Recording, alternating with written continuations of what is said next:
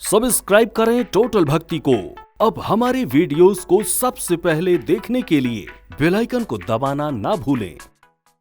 जिस धरती से हम तैयार हुए उसमें राष्ट्रीयता के बोध का अभाव होता जा रहा है। और वो बोध क्या है, ये हमको विवेकानंद जी, ये हमको हनुमान जी समझाते हैं। तो देखिए, राष्ट्रबोध पैदा करिए। अब चलिए, बात वही चल रही है अभी, शरीर से मन को क्रॉस करके आत्मा तक कैसे जाएं। मैं फिर आपको दोहरा दूं ये बात बार बार, चूंकि विषय इस बार का गंभीर है कि शरीर पर टिक के देश सेवा करेंगे तो भोग विलास और भ्रष्टाचारी करेंगे, मन पे टिकेंगे तो और अपराध भी जुड़ जाएगा इसमें। लेकिन जिस दिन आप आत्मा पे टिक गए उस दिन आप देश सेवा में अत्यधिक शुचिता, अत्यधिक पवित्रता और ईमानदारी ला पाएंगे। वरना शरीर और मन के आधार पे जो लोग देश सेवा करेंगे वो सिर्फ लूटेंगे देश को। चूंकि बुद्धिमान है तो अपने किए हुए के पक्ष में तर्क ऐसा देंगे कि सामान्य आदमी कहेगा गजब की देश सेवा करी, आपको मालूम ही नहीं कि नीचे कुतर गए वो देश को, आपको पता भी नहीं लगेगा और आप देखते भर रह जाएंगे। इसलिए केवल बुद्धि के तर्क से मत मान लेना आप। इसलिए ध्यान रहा, ताली बजाइएगा उन सब दुष्टों के लिए जो देश को कुतर रहे हैं। भगवान उनको सद्बुद्धि दे और वो शरीर से मन को क्रॉस करके आत्मा तक जाएं। और जिस दिन वो आत्मा छुएंगे उस दिन वो जो भी करेंगे अपने आप पवित्र होगा और उस दिन उनको बयान करने की जरूरत भी नहीं पड़ेगी। विवेकानंद को अपनी अच्छाई बताने की जरूरत नहीं पड़ी, क्योंकि जो आत्मा पे जीता है उसके आसपास उसकी तरंगे ही बोल देती हैं कि आदमी क्या है। फिर बयान नहीं देना पड़ते, फिर प्रेस कॉन्फ्रेंस नहीं लेना पड़ती, फिर मैनिफेस्टो नहीं बनाना पड़ते, फिर तो आत्मा बोलती है। इसलिए हमको ये चिंतन करना है। तो अब चलिए शरीर से आत्मा की ओर चले तो 3 बातों पे बहुत काम करना पड़ता है। ये 3 बातों पे अगर आपने काम कर लिया, भोजन, नींद और भोग, इसको समझ लेना आप। भोजन, नींद और भोग। कोई लंबा चौड़ा एक्सरसाइज नहीं बता रहा हूं मैं आपको, पर यदि शरीर से आत्मा तक चलना है सबसे पहले अपने भोजन को देखिए कि आप भोजन क्या करते हैं, कब करते हैं, कैसे करते हैं, और सबसे महत्वपूर्ण किसके हाथ का बना हुआ खाते हैं। ये तो लोग भूल ही जाते हैं आजकल, इसका तो ध्यान ही नहीं है। हाँ, हाइजीनिक लेते हैं, ऑर्गेनिक लेते हैं, पता नहीं आजकल तो कितने किस्म के भोजन आ गए। हमारे टाइम तो एक रोटी गेहूं की होती थी और दूसरी कभी कभी बाजरे की आ जाती है। मैं तो इतना लोगों के घर जाता हूँ, रोज़ ही नए नए किचन में भोजन करता हूँ। तो आजकल लोग हमको हर 5वें 6वें बड़े घर में हमको कहते हैं पंडित जी ये ऑर्गेनिक फूड है। अरे हमको एक ही फूड दिखता था, खाओ पियो डकार मारो चल दो। अभी ऑर्गेनिक नया आ गया आजकल, इतनी किस्म के फूड आ गए। चलो बहुत अच्छी बात है भोजन का, लेकिन कभी इस पे विचार किया कि वो भोजन बनाया किसने। तो भोजन का महत्व तब है जब आपको ये ज्ञात हो कि बनाने वाला कौन है, और जो आपका बनाने वाला हो उसकी वृत्ति भोजन में उतरती है। चाहे वो आपका कर्मचारी हो, माँ हो, पत्नी हो, बेटी हो, कोई भी बना रहा हो, लेकिन उसकी जो वृत्ति है वो भोजन में गई और भोजन से आप पे उतरी। फिर आप टेस्ट कर लेना कैसे भी, अगर उसका माथा खराब है भोजन बनाते समय तो आपकी भी खोपड़ी उलट जाएगी खाने के बाद, पक्का। ये जो हम लोगों के मूड खराब होते हैं, हम लोगों का जो दिमाग खराब होता है, ये आपका थोड़ी है, ये तो फॉरेन आइटम है, उसने बनाया, उसका दिमाग खराब था, वो बना रहा था, फिर आपने खा लिया। इसलिए मैं भारत में जो लोग किचन वाले लोग हैं, माताएं बहनें जो किचन में जाती हैं आजकल तो सब जाने ये भी जरूरी नहीं है भाई। पहले तो किचन मतलब ही माता बहन था, अब कई माताएं बहनें व्यस्तता के कारण नहीं जा पाती। तो आपके यहाँ जो भी भोजन बनाता हो उससे कहना भैया तेरी खोपड़ी सही रखना। वो घर से लड़के आएगा या आएगी काम करने वाला कर्मचारी और वो खाना बनाएगा।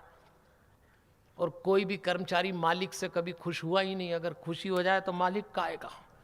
अब तुम उसको 25 बार डांट रहे हो तो उसका जो भोजन बना रहा है तो उसका दिमाग खराब हो रहा है, आपको तो वो राक्षस ही देख रहा है। आधे टाइम तो वो यही सोचता है काश मैं मालिक होता तो मैं इसको बताता। फिर अब ऐसे विपरीत भाव से वो भोजन बनाता है तो वो सारी खोपड़ी आपकी। इसीलिए तो हम लोग शांत नहीं हो पाते। तो भोजन का ध्यान रखना। दूसरी चीज नींद का ध्यान रखना। यदि आप शरीर से मन को क्रॉस करके आत्मा तक जाना चाहें तो नींद का संतुलन होना चाहिए। नींद के साथ दिक्कत ये, कम आए तो बीमारी, ज्यादा आए तो बीमारी। अब इसका संतुलन बनाना पड़ता है। और यदि आप ठीक से नींद नहीं ले रहे तो आप शरीर को क्रॉस करके आत्मा तक जा ही नहीं पाएंगे। इसको बहुत अच्छे से समझ लेना आप। तो क्या करेंगे? तो अपनी नींद को नियंत्रित करिए। समय पे सोएं, समय पे उठें। सोने के पहले कुछ ऐसी क्रियाएं करें कि साउंड स्लीप आए, और समय पे उठें और सोएं। अभी तो भारत में ज़्यादातर लोगों को यही नहीं मालूम है कि सोना कैसे और उठना कैसे। सोने का मतलब बिल्कुल जब थक के चूर हो गए और अब आंख नहीं खुल पा रही, इसका मतलब सोना। धड़ाम से गिर गए और सो गए। उठने का तो ओहो क्या हिसाब बदला है अपने देश में। हमारे यहाँ ऋषि कुल, ऋषि जीवन परंपरा में प्रातः काल में उठना चाहिए। यह है सीधा सा हिसाब। भाई सुबह उठने की परिभाषा क्या है? प्रातः काल में उठिए। अब कईयों को तो यही नहीं मालूम है कि प्रातः काल कब होता है, क्योंकि वो ये कहते हैं जब हम उठते हैं तब प्रातः काल है, जब सूरज उगता है तब प्रातः काल नहीं है। तो सूरज तो 6 बजे ही उग गया, अब आप 8 बजे उठे, तो होश ही नहीं लोगों को उठने का। उस कॉस्मिक एनर्जी का जो लाभ सूर्योदय के साथ उठाया जाना चाहिए, वह नींद गड़बड़ा गई आपकी। चलो छोड़ो, मैं कितना ही भाषण दे लूं, अब जल्दी उठने वाले लोग धीरे धीरे ख़त्म हो रहे हैं। ख़त्म जी, बिल्कुल। मतलब भारत के घरों में, यहाँ इस पंडाल में भी जितने सफ़ेद बाल वाले बैठे होंगे ना, भाई 2 तरह के सफ़ेद बाल वाले होंगे ना यहाँ। एक जिनके दिख रहे होंगे और एक जिनके होंगे पर नहीं दिख रहे होंगे। ये सब अभी निपटे, 15-20 साल में निपट जाएंगे हमारे समेत। तो भारत के घरों में सुबह उठने वाली पीढ़ी खत्म हो जाएगी, और अगर नींद गड़बड़ा गई तो आत्मा तक पहुंचना मुश्किल होगा। तीसरी बात, भोग विलास से बचें। अगर आपके जीवन में आपके शरीर को भोग विलास की आदत पड़ गई तो शायद आप कभी आत्मा तक नहीं पहुंच पाएंगे। और मैंने ये 3 कहानी आपको सुना दी थी, कुत्ते का हड्डी खाना, गोबर की कीड़ी का गोबर पे बैठना, और मछुआरन को मालिन किया नींद ना आना। ये तो हमारी कहानी है।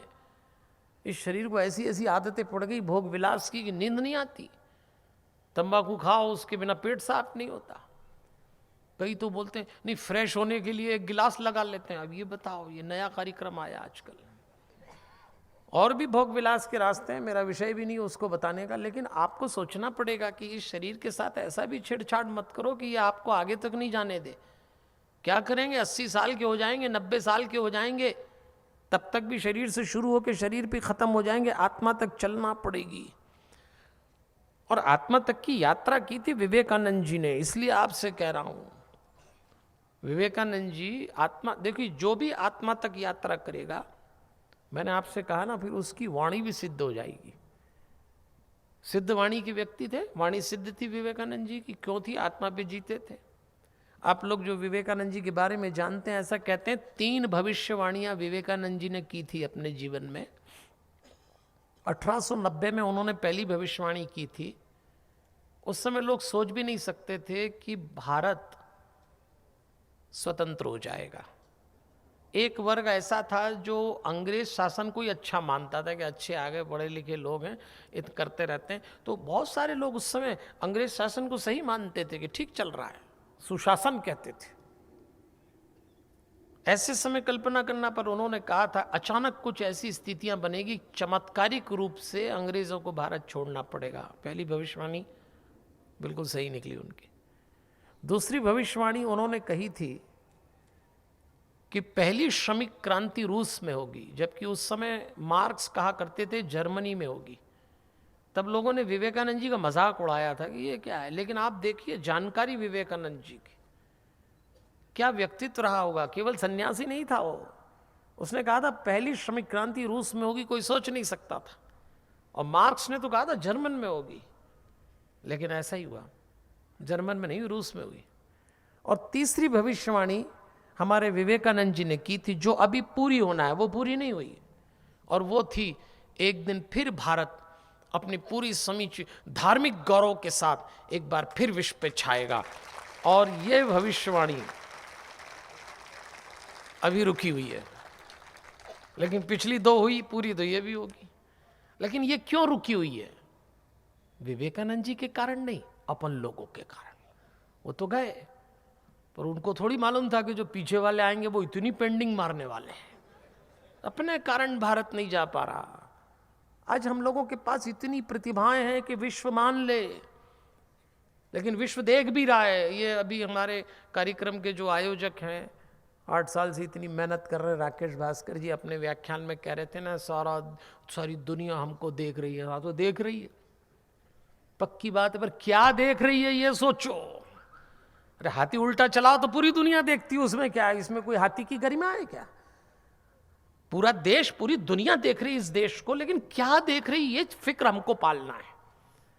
कुछ ऐसी बातें भी आज हमारे देश से लोग देख रहे हैं जो नहीं देखना चाहिए। होता है, हर घर में उठापटक होती है, ये तो घर घर की कहानी है। लेकिन हम लोगों को चिंता पा, अगर हम विवेकानंद जी की स्मृति में 12 जनवरी को एक कार्यक्रम कर रहे हैं, उनको याद कर रहे हैं, पुण्यात्मा को एक उसका देवांश अपने भीतर उतारने का प्रयास कर रहे हैं, तो हमको इस बात के लिए बहुत ध्यान देना पड़ेगा कि उनकी तीसरी भविष्यवाणी हम लोगों के कारण लंबा समय न ले ले, जल्दी से आ जाए। ऐसा नहीं कहूँगा मैं, इस देश का विकास भी हुआ है, इस देश में कुछ ऐसी घटनाएं हुई हैं कि सचमुच दुनिया देख रही है, भरोसा भी है हमको, लेकिन थोड़ा जल्दी चलिए ना, बहुत धीरे चलते हैं हम लोग। इतना भी क्या धीरे चलना, भविष्यवाणियाँ तो सही होके रहेंगी। हमारे हनुमान जी के लिए 3 लोगों ने भविष्यवाणी की थी। अच्छा चलो सुनो, हनुमान जी को भी याद कर लें। हनुमान जी जब लंका गए ना, तो हनुमान जी के लिए पहली भविष्यवाणी किसने करी थी? सुरसा ने। सुरसा ने आशीर्वाद दे के कहा था, आई तो खाने थी, पर हनुमान जी ने उसको ऐसा घुमाया कि वो हनुमान जी को आशीर्वाद दे के गई कि तू राम जी के सारे काम करेगा। बिल्कुल सही निकला, कोई सोच सकता था? हनुमान जी की जो दूसरी भविष्यवाणी हुई थी वो लंकनी ने करी थी। उन्होंने कहा था कि ब्रह्मा जी ने मुझसे कहा था कि जिस समय कोई बंदर तेरी पिटाई करे समझना राक्षसों का विनाश हो गया। आपने अभी एक मुक्का मारा, अब मुझे डिक्लेयर हो गया कि ये मरे। ऐसा बोला था उसने, ये भविष्यवाणी थी दूसरी। और तीसरी त्रिजटा ने करी थी। सीता जी को प्रताड़ित करके राक्षसियां जब बातचीत कर रही थी, तो त्रिजटा नाम की राक्षसी ने राक्षसियों से कहा था, नाना सीता को परेशान मत करो। हनुमान जी ऊपर बैठ के सुन रहे थे कि मैं करूं क्या। तब त्रिजटा ने अन्य राक्षसों से एक भविष्यवाणी की थी कि सपने, मैंने एक सपना देखा है। क्या देखा सपने में? तो कहती है, सपने बानर लंका जारी, जात उधान सेना सब मारी। मैंने सपना देखा है कि एक बंदर आया और उसने राक्षसों को मारा और लंका जला दी। ये तीसरी भविष्यवाणी वो भी सही निकली।